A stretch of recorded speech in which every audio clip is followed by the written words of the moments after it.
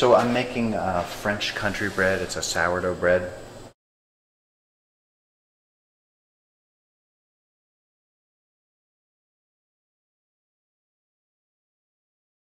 You know, people ask us why our bread is so good and all that stuff, and basically we don't do anything special is kind of our attitude. What we do try to do is incorporate every best practice that we can lay our hands on. And so what we're doing right now is what's called an auto-lees, in which we're just going to let the dough sit. We're not going to add any salt to it. It's just the dough and the water and the sourdough culture, and it's going to sit. And what happens is the starches hydrate, swell up, and the gluten bonds begin to form on their own. And you could make them form by mixing them really intensely. And the more you mix them, the more the flour oxidizes, the more flavor you lose, but the more time you save.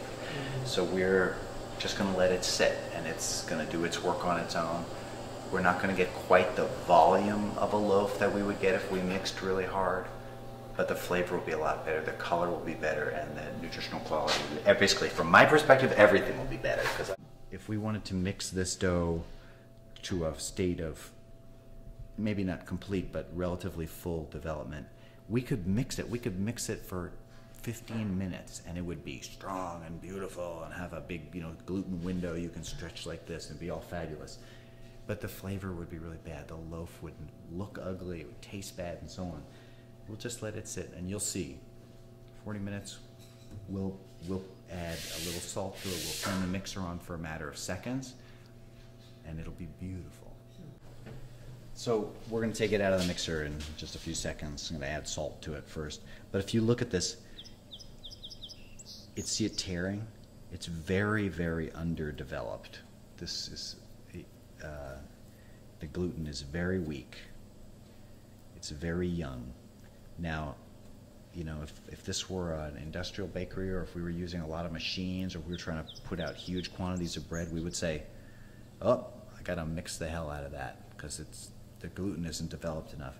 But we're not going to do that. We're just going to leave it in that underdeveloped state, and we're going to put it in tubs.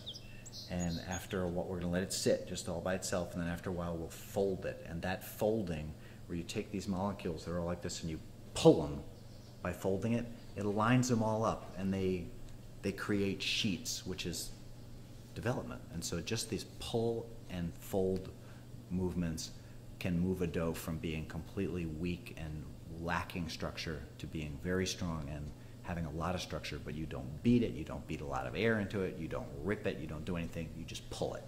And so that's what we're about to do. But our experience is that using these totally classic, we didn't make them up, they're just old techniques, folding, gentle folds, develops the lower protein flours beautifully. And we end up finding that working with a Midwestern flour with a higher protein content, it's too tough.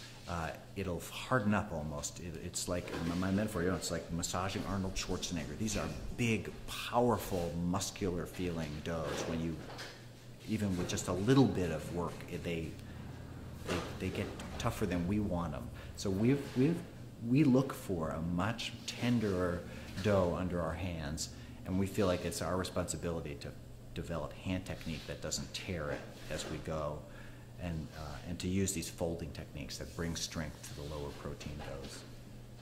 When we first moved into the bakery and started doing larger batches, it got pretty rough. We would make these batches of bread, and we threw away quite a few. And at one point I called a guy, his name is Tom Leonard.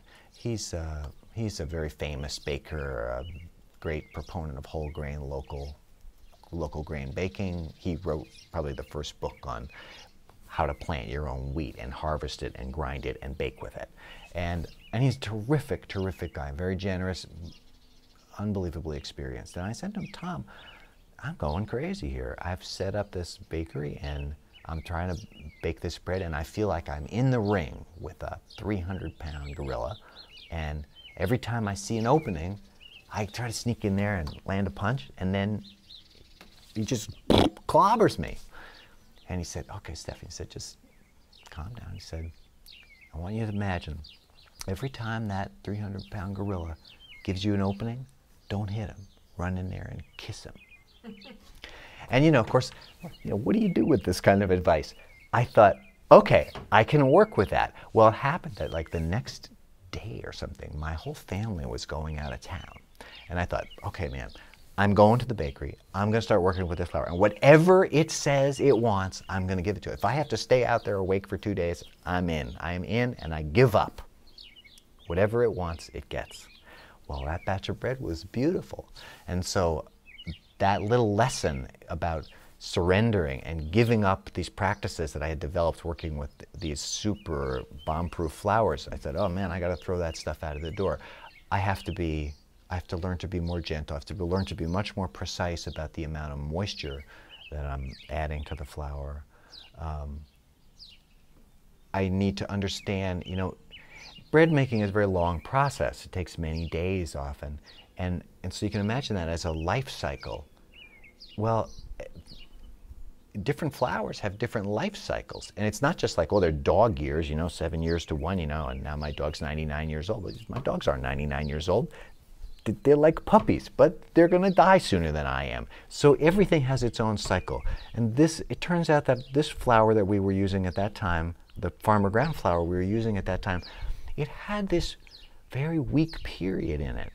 And we didn't know that. We thought it was weakness, not a weak period. Well, figuring out that if you just left it alone for another 15 minutes, it would bring its strength back. It would come back. This is a major revelation. And it just requires waiting and allowing it. Basically, you have to allow the flour to be your teacher